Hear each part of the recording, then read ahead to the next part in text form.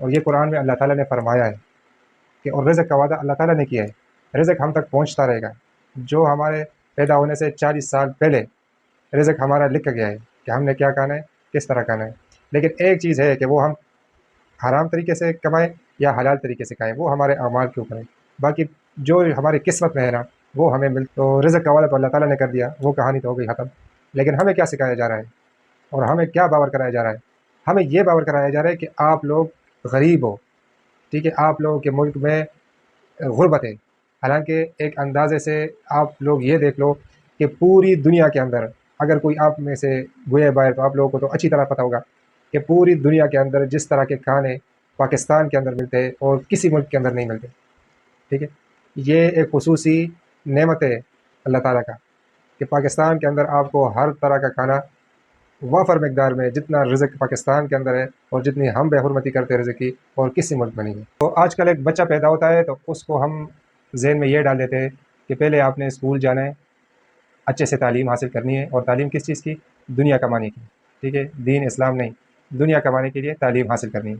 وہ بیچارہ جاتا ہے، پہلے وہ اس کے ذہن میں یہ ہوتا ہے کہ میں نے تعلیم حاصل کرنی ہے، نوکری حاصل کرنی ہے، نوکری کے بعد شادی، گھر حاصل کرنا ہے، گھر بنانا ہے، گھر کے بعد جو ہے نا شادی کرنی ہے، شادی کے بعد بچوں کے لیے جو ہے نا کچھ کمانا ہے، اور بچوں کے کماتے کماتے خود بوڑھا ہو جاتا ہے اور گیا ختم۔ ان تمام پیریڈ میں مجھے بتاؤ کہ اسلام کے لیے اس نے کیا کیا، یا ہم نے کیا کیا اسلام کے لیے؟ اسی لیے تو 16ویں صدی تک ہم مسلمانوں نے سائنس کے اوپر راج کیا۔ یہ تو وہ کہانی ختم ہو گئی۔ ابھی جو مولوی حضرات آئے ہوئے وہ آپ کو یہ بتاتے کہ کیڑا جو ہے نا، کیڑا کاٹنے کا سنت طریقہ کیا ہے، یا مسواک ایک گٹ ہونا چاہیے یا ایک گٹ سے زیادہ ہونا چاہیے۔ اسی طرح ہوا تھا جب ہلاکو خان اور چنگیز خان آئے تھے کوفہ کے اندر، اس ٹائم کئی ایک مناظرے ہو رہے تھے، اور ان مناظروں میں جو سب سے چھوٹا مناظرہ اس بات پہ ہو رہا تھا کہ یہ جو مسواک ہے یہ ایک گٹ ہونا چاہیے یا ایک گٹ سے زیادہ ہونا چاہیے، اس بات پہ بھی ایک مناظرہ ہو رہا تھا۔ تو ہم مسلمانوں کو اس چیز پہ لگایا کس نے؟ ٹھیک ہے، مناظرے آج کل کے دور میں اگر ہوتے بھی ہیں نا تو اس طرح ہونے چاہیے کہ دونوں کو بٹھاؤ اور بٹھا کے ان کو بتاؤ کہ یا تو دلیلوں سے ایک دوسرے کو جو ہے نا راضی کرو، مناؤ۔ اگر ایک دوسرے کو نہیں منا سکتے تو جو دونوں کے سر قلم کر دو۔ میں دیکھتا ہوں دوسرے دن جو ہے نا یا ایک مہینے بعد مناظرے مکمل ختم ہو جائیں گے اور ایک پیج پہ یہ آ جائیں گے سارے موضوع۔ تو اسی لیے میرے بھائیوں، خود بھی حلال کماؤ اور دوسروں کو بھی حلال کمانے کی تلقین کرو۔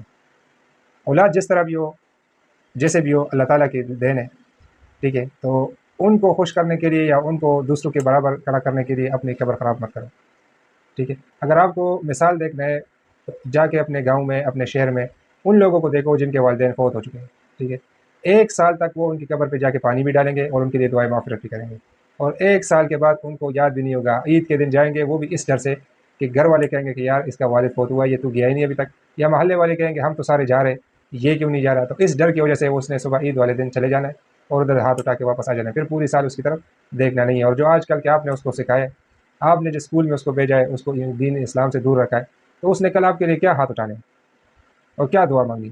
تو اسی لیے آج ان کو اس اسلام سکھاؤ، دین سکھاؤ، ٹھیک ہے، تاکہ کل وہ آپ سے ڈرے اور ڈر کے بات کریں۔ اگر آپ اس کو دنیاوی تعلیم دو گے تو کل آپ اس سے ڈر ڈر کے بات کرو گے کہ کہیں یہ غصہ نہ ہو جائے اور مجھ سے خفا نہ ہو جائے۔ اگر آپ اس کو دین اسلام سکھاؤ گے تو وہ آپ سے ڈر ڈر کے باتیں کرے گا کہ یہ میرے جنت ہے، یہ مجھ سے ناراض نہ ہو جائے۔ تو اس لیے میرے بھائیوں، نہ آپ کسی کے رزق میں اضافہ کر سکتے ہو اور نہ کسی کے رزق کو کم کر سکتے ہو۔ اگر آپ کے اولاد کے نصیب میں ہے تو اللہ تعالیٰ اس کو اچھے سے اچھے دے گا، اور اگر نہیں ہے تو آپ 1000 کوشش کرو، 1 مہینے بعد جو آپ نے جمع کیے کہ حرام حلال اکٹھا کر کے ان کے لیے رکھا ہے نا، 1 مہینے بعد یا 1 دن کے بعد، ہو سکتا ہے پھر موت کے بعد سب کچھ ختم، کیونکہ اس کے نصیب میں اگر نہیں ہے نا تو آپ زبردستی نہیں کر سکتے۔